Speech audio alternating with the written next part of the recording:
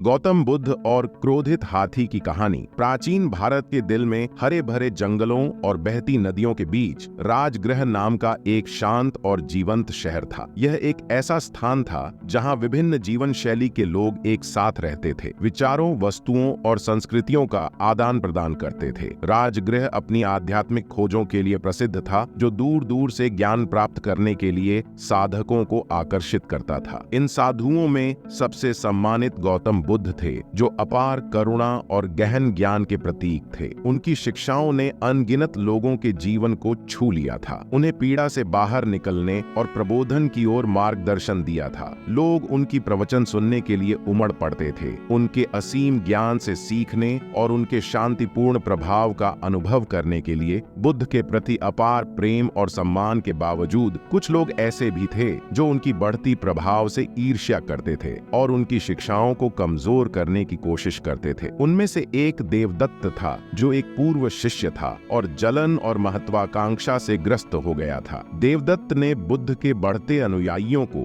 अपनी शक्ति और पहचान के लिए खतरा माना। एक दिन जब बुद्ध एक बड़े सभा में प्रवचन देने की तैयारी कर रहे थे, देवदत्त ने एक दुष्ट योजना बनाई। वह शाही हाथी पालक के पास गया और छल और धोखे के माध्यम से उसे राज्य के अस्तबल में सबसे उग्र और क्रोधित हाथी को सड़कों पर छोड़ने के लिए मना लिया। यह हाथी, जिसे नालागिरी के नाम से जाना जाता था, आक्रामकता के लिए प्रसिद्ध था और कई लोगों द्वारा डराया जाता था। जैसे ही नालागिरी को छोड़ा गया, राजगृह की सड़कों पर अफरा तफरी मच गई। विशाल प्राणी उत्तेजित और भ्रमित बाजार में दौड़ने लगा। स्टालों को उलट पलट कर लोगों को डराकर भागने पर मजबूर कर दिया। हवा में दहशत और हाथी के गड़गड़ाते कदमों की आवाजें गूंजने लगीं। जल्द ही खबर फैल गई कि हाथी उस चौक की ओर बढ़ रहा है जहां बुद्ध प्रवचन देने की तैयारी कर रहे थे। उनके कई अनुयायियों ने उन्हें शरण लेने के लिए आग्रह किया ताकि वह आसन्न खतरे से बच सकें, लेकिन बुद्ध अपनी अडिग शांति और डर की प्रकृति की गहरी समझ के साथ हिलने से इनकार कर दिया। जैसे ही नालागिरी पास आया,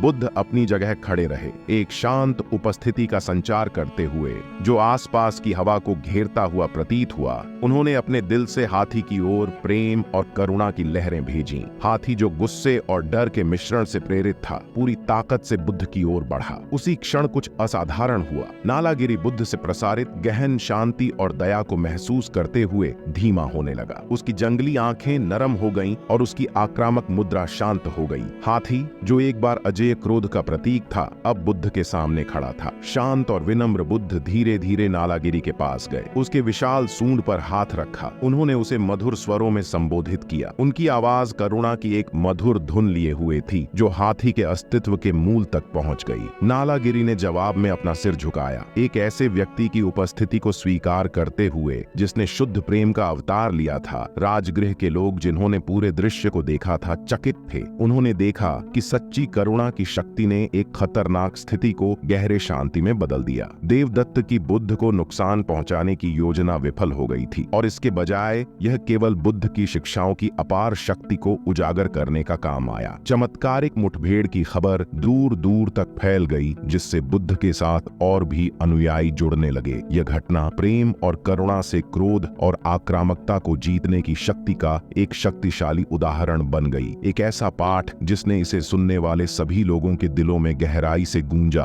बुद्ध ने लोगों को शिक्षित और मार्गदर्शन देना जारी रखा। अब उनका ज्ञान और भी अधिक पूजनीय हो गया। देवदत्त नम्र और पराजित अंततः बुद्ध से क्षमा मांगने आया, यह महसूस करते हुए कि उसकी जलन और महत्वाकांक्षा निरर्थक थी। बुद्ध ने अपनी असीम करुणा के साथ उसे क्षमा कर दिया। एक बार फिर दयालुता की परिवर्तनकारी शक्ति का प्रदर्शन किया। वर्षों बाद नालागिरी और बुद्ध की कहानी अब भी राजगृह और उसके बाहर कही जाती थी। यह एक कालातीत कहानी बन गई, आशा का एक दीपक, और हर दिल में बसे अच्छाई की संभावनाओं की याद दिलाने वाली लोगों ने सीखा कि महानतम शक्ति बल में नहीं बल्कि करुणा में निहित है। गौतम बुद्ध की शिक्षाएं पीढ़ियों को प्रेरित करती रहीं, उन्हें प्रबोधन की यात्रा पर मार्गदर्शन करती रहीं और उन्हें याद दिलाती रहीं कि सबसे बड़ी ताकत बल में नहीं बल्कि करुणा में निहित है।